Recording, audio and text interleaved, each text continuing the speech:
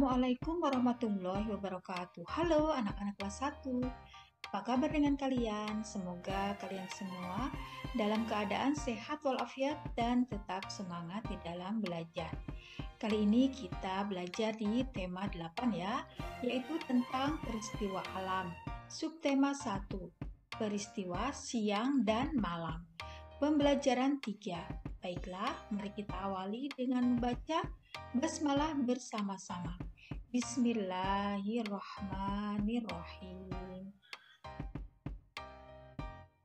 Pembelajaran 3. Ayo mengamati anak-anak. Bacalah dengan nyaring. Pulang sekolah, hari masih siang. Udara siang hari terasa panas. Angin bertiup sepoi-sepoi.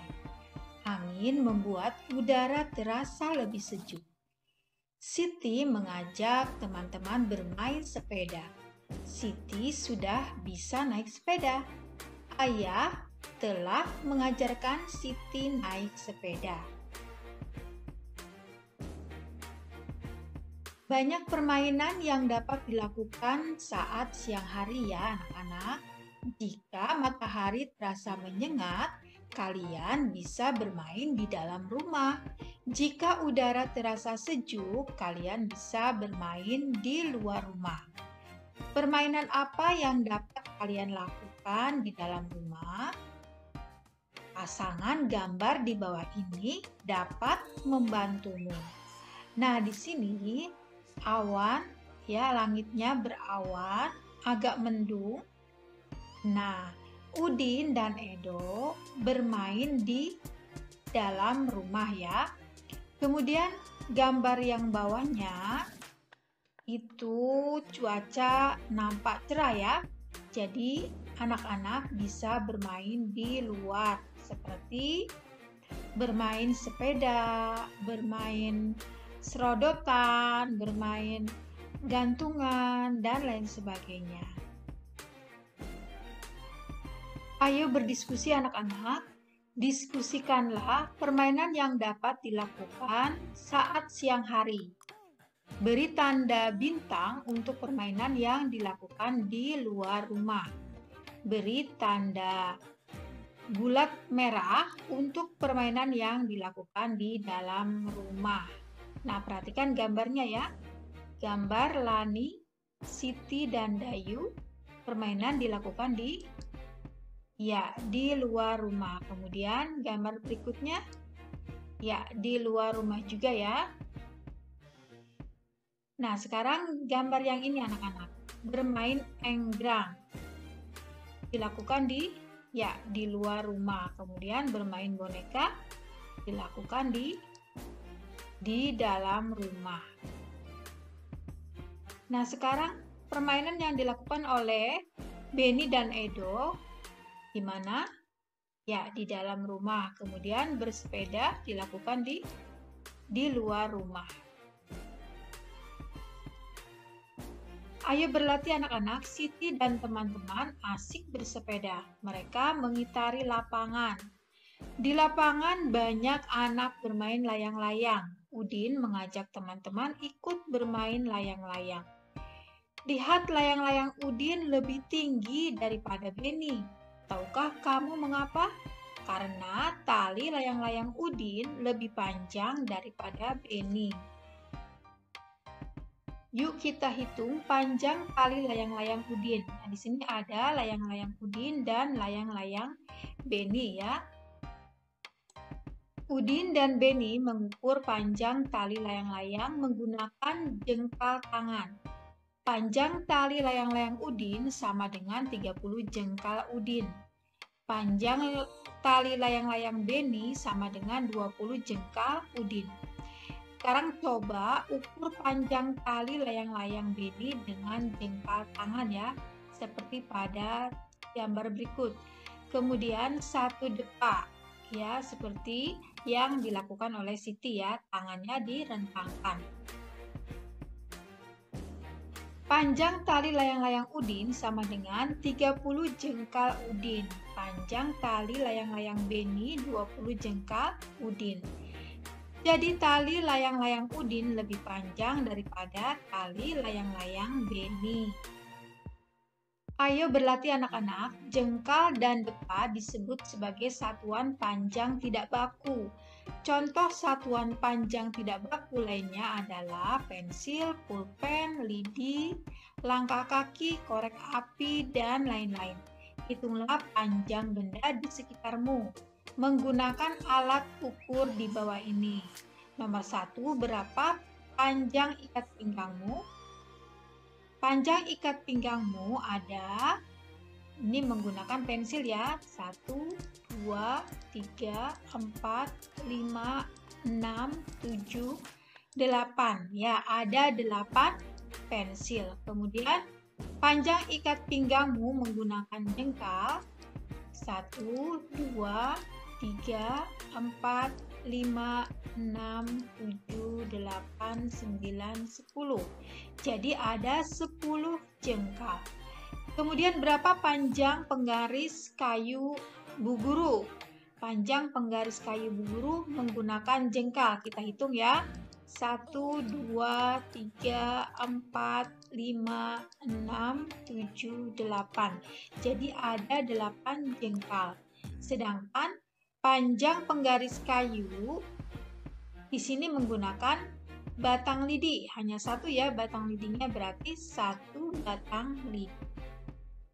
Nah, sekarang yang nomor 3, 4, dan 5, berapa panjang tongkat pramuka? Silakan kalian hitung ya menggunakan pulpen dan jengkalmu. Kemudian panjang lengan kirimu menggunakan jengkal tanganmu ya. Kemudian panjang lengan kirimu menggunakan pulpen. Begitu juga dengan nomor 5, berapa panjang tali sepatu?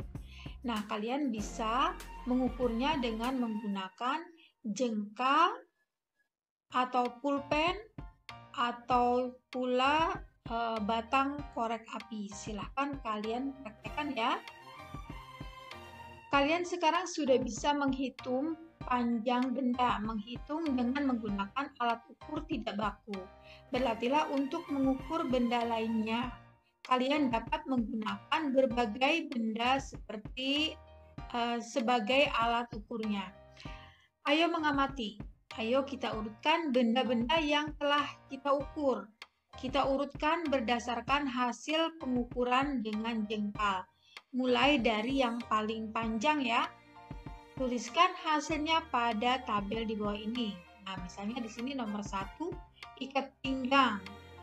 Panjang benda dalam jengkalnya 10 jengkal. Kemudian meja 8 jengkal, tas sekolah 6 jengkal, 1 lantai keramik ada 3 jengkal, kemudian penggaris ada 2 jengkal. Nah, ini diurutkan dari yang terbesar ya, atau dari yang terpanjang. Ayo berdiskusi anak-anak, mengukur harus dilakukan dengan benar. Menuliskan hasil ukuran harus dilakukan dengan benar. Dalam bersikap sehari-hari pun kita harus benar. Bersikap adil kepada teman-teman, selalu berbuat baik kepada sesama. Sikap ini sesuai dengan sila kelima Pancasila. Ya, kapas melambangkan kelembutan dan kebaikan. Warna putihnya melambangkan kebenaran. Jawablah pertanyaan di bawah ini ya anak-anak. Apakah bunyi sila kelima Pancasila?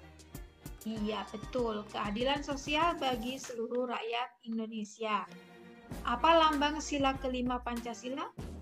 Ya, padi dan kapas.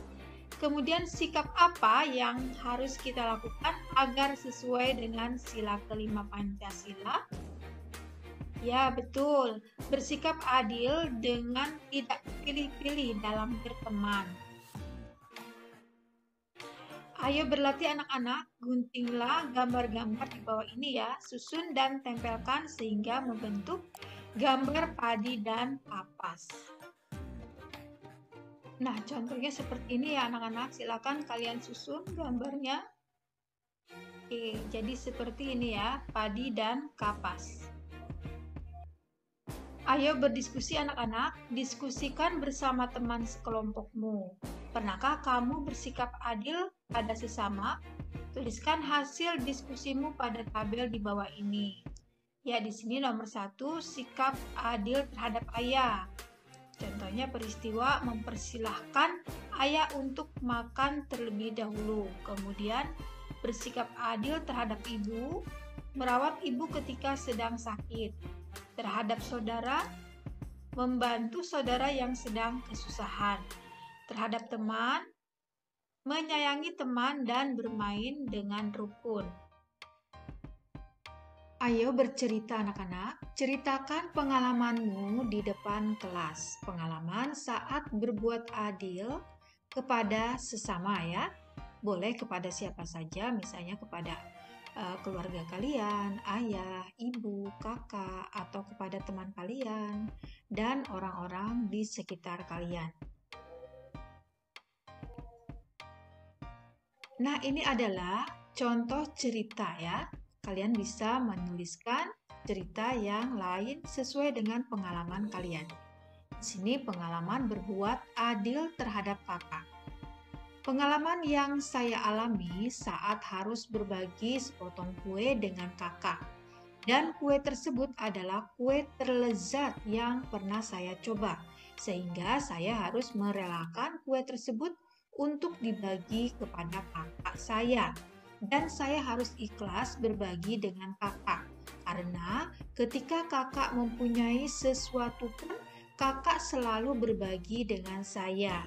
Di dalam keluarga kami, ayah dan ibu selalu mengajarkan untuk saling menyayangi antar anggota keluarga, saling berbagi makanan, tidak boleh berebut makanan atau mainan.